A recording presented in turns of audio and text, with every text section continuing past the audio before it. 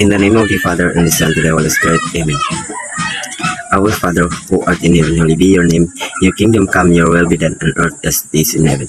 Give us this day our daily bread, and forgive us our sins, as we forgive those who sin against us. Do not bring us to test, but deliver us from evil. Amen. Good afternoon, everyone. This is the second group, and we are about to continue the topic of the first reporter entitled Motivation and Emotion. Now, let us proceed to the first reporter, Miss Ivy Gallo. First, take a look at the input of your emotions. Intense emotions aren't all bad.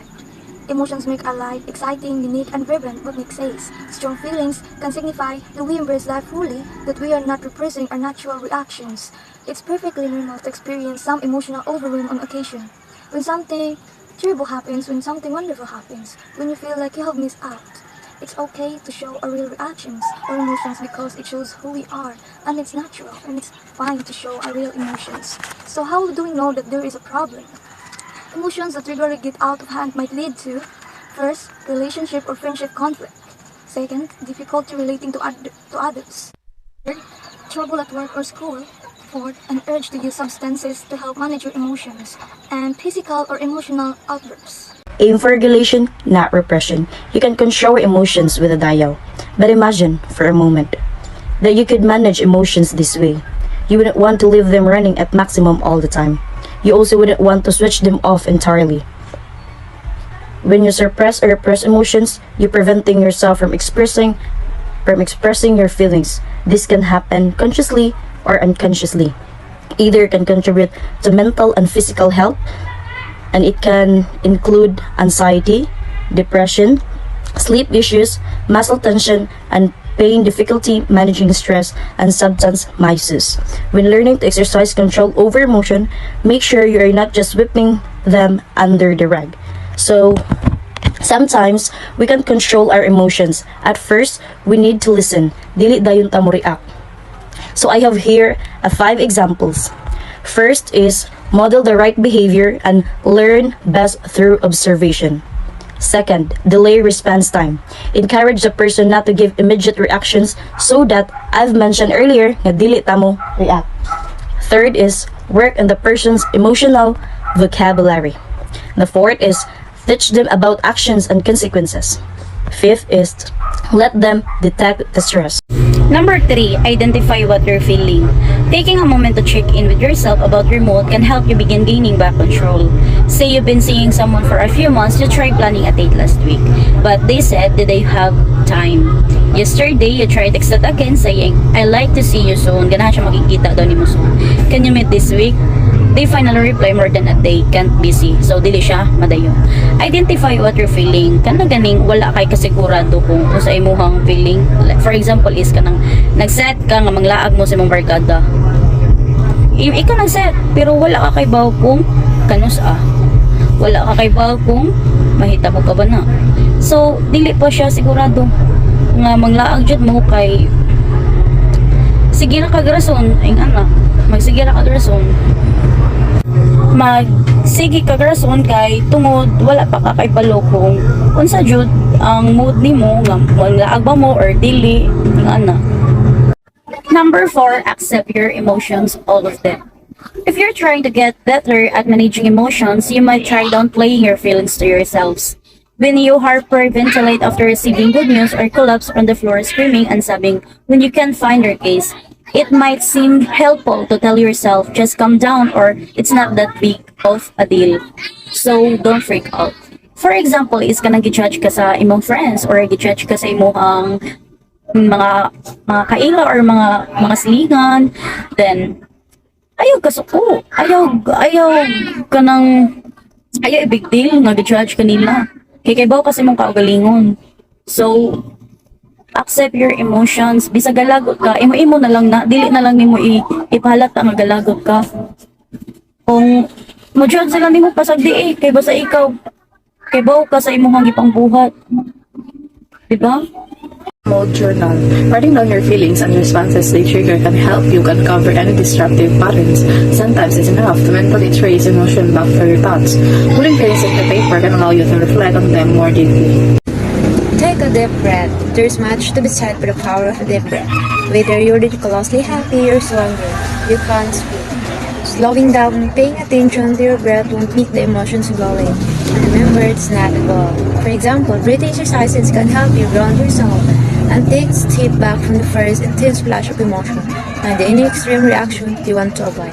That's the one example of the deep breath. Thank you.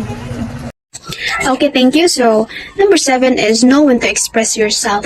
There's a time and place for everything, including intense emotions. Sobbing uncontrollably is a pretty common response to losing a loved one. For example, screaming into your pillow, even punching it might help you. So, relieve some anger and tensions after being dumb. So, other situations, however, call for some restraint. No matter how frustrated you are, screaming at your boss over and unfair disciplinary actions won't help. So, being mindful of your surroundings and the situations can help you learn when it's okay to let feelings out and when you might want to sit with them for the moment. So a lot of us have different emotions: angry or anger, sad, joyful, and so on. So, some people can control their emotions, like they express it after the event, after they can calm themselves, and others can't. So others can't control their feelings due to their too much anger, disappointments, or whatever they feel during the bad situations. So we must know when to express ourselves. Do not act rashly. Do not scream your boss and other that surround you.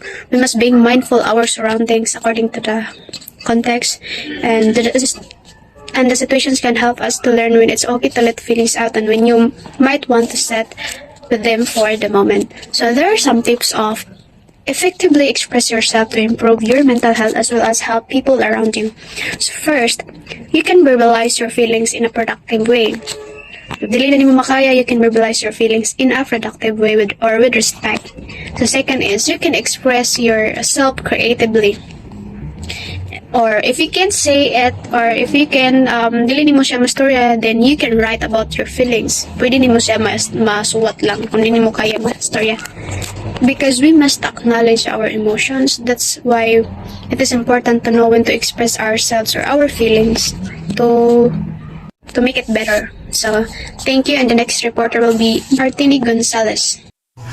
Good afternoon, everyone. I am Martini Gonzalez, the reporter, about give yourself some space.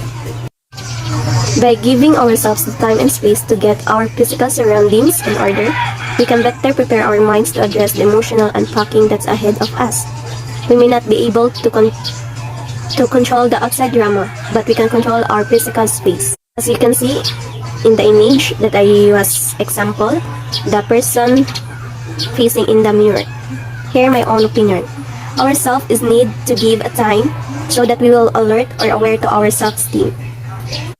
Journal writing is an excellent way to begin to understand your own mind, to give yourself attention that you are craving so much. Buy a nice journal that suits your taste and make a daily habit of writing something in it.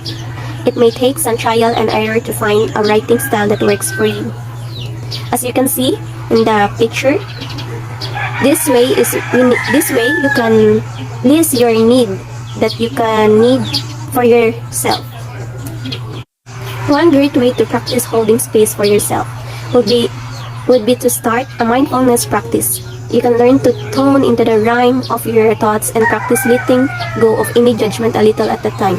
Holding space is something that is not necessarily tough to us. For example, I will use myself for example. I am a strong person that I can do my stress. I can relieve my stress, and I was giving a caring for myself. And that's all. Thank you. If you practice meditation already, it may be one of your go-to coping with extreme feelings. Meditation can help you increase your awareness of all feelings and experience. When you meditate, you're teaching yourself to sit with those feelings, to notice them without judging yourself or attempting to change or make them go away. As I mentioned above, learning to accept all of your emotions can make your emotional regulation easier. So meditation helps you increase those acceptance skills. It offers other benefits like helping relax and get better sleep. So, Meditation is considered a type of mind-body complementary. Then, meditation can produce a deep state of relaxation and tranquil mind. So during the meditation, you will focus your attention and eliminate the stream of jumbles that may be clouding your mind and causing stress. Thank you. Number 10, stay on top of stress. When you're under a lot of stress, managing your emotion can become more difficult. Even people who generally can control their emotion, labi na daw nga dili jud maka-control sa ilahang emotion, will might find it harder lisod jud kaayo in times of high tension of stress. Labi na kanang grabe na kay ang kahay sa imong stress. Ang makareduce sa stress kay finding more helpful ways to manage it. Imo jud pangitaon kung unsay makatabang sa imong stress, kung unsay maka-manage sa imong stress.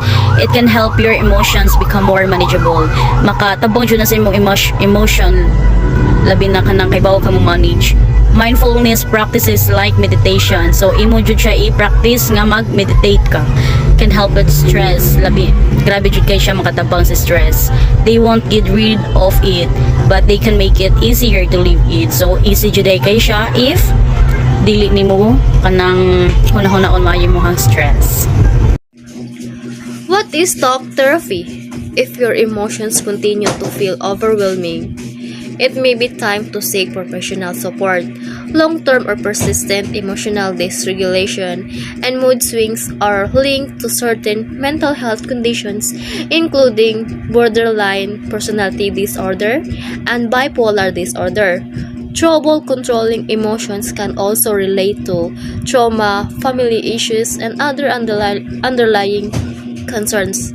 So the talk therapy basis for the psychotherapy and counseling.